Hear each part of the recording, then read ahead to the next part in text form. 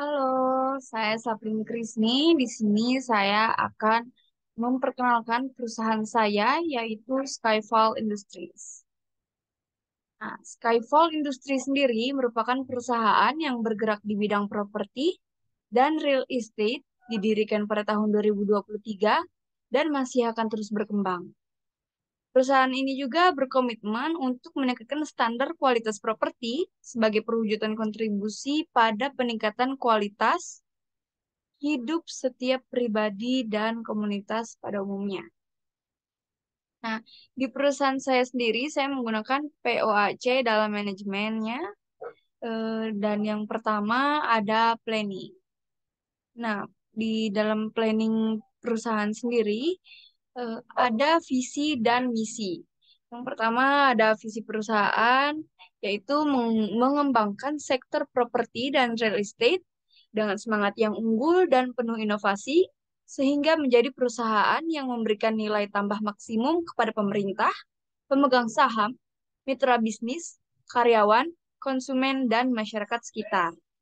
Nah, misi perusahaan sendiri adalah menyediakan properti yang profesional dan terpadu berbasis pada nilai-nilai tata kelola perusahaan yang baik dan memegang etika bisnis yang tinggi agar dapat menguntungkan stakeholder perusahaan. Saya berharap misi perusahaan ini bisa menjadi yang terdepan dalam bisnis properti dan real estate, menjadi yang paling unggul, profesional, dan menguntungkan.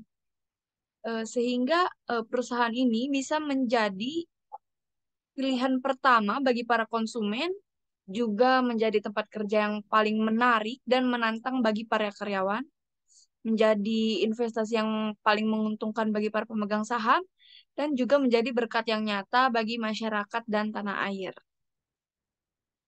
Nah, di dalam planning ini juga saya mempunyai strategi untuk perusahaan. Nah, eh, di dalam perusahaan sendiri strategi itu sangat penting ya. Jadi saya menyusun strategi pemasaran yang tepat untuk perusahaan karena strategi pemasaran sendiri adalah strategi yang paling penting untuk perusahaan karena eh, menarik minat penyewa potensial, eh, memilih memilih strategi pemasaran ini sangat penting sekali karena strategi marketing yang tepat bisa mempengaruhi pembeli.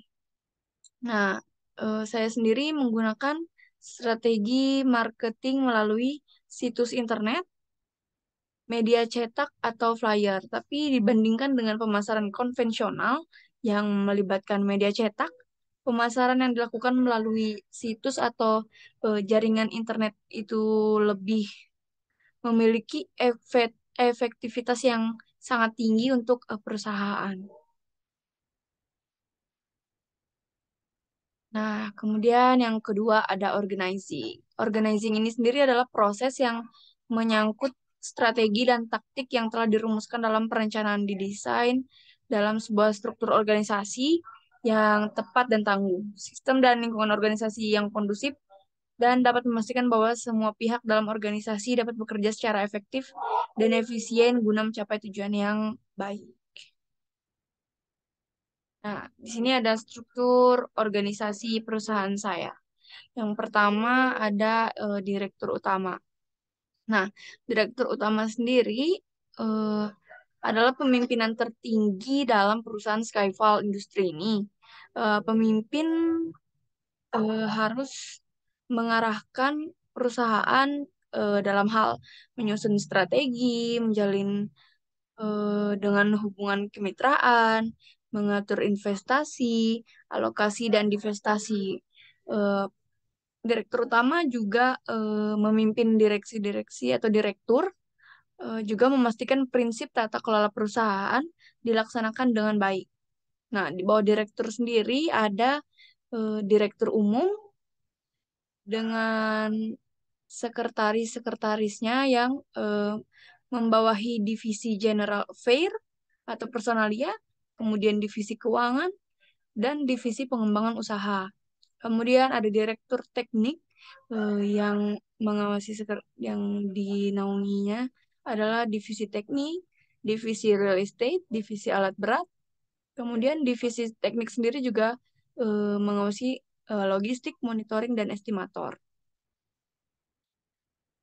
Nah, di dalam organizing ini sendiri, eh, contoh dari pelaksanaan fungsi organisasi dalam perusahaan saya adalah mengalokasikan sumber daya, merumuskan dan menetapkan tugas, juga menerapkan prosedur yang telah ditentukan oleh perusahaan.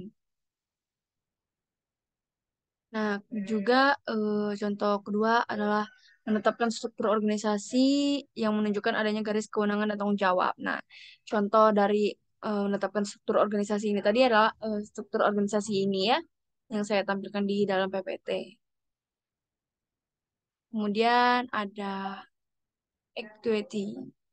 Nah, actuating sendiri dalam kepemimpinan adalah eh, bagaimana seorang pemimpin dapat mempengaruhi perilaku bawahan sehingga bawahan tersebut mau bekerja sama secara efektif untuk mencapai tujuan perusahaan dalam kegiatan eh, penyewaan, pembangunan, penjualan untuk properti dan real estate. Nah, di dalam perusahaan saya sendiri, efektivitas kepemimpinan saya tergantung pada kemampuan membaca situasi yang dihadapi eh, dan menyesuaikan gaya kepemimpinan saya dan situasi tersebut, sehingga efektif dalam menjalankan fungsi dari kepemimpinan.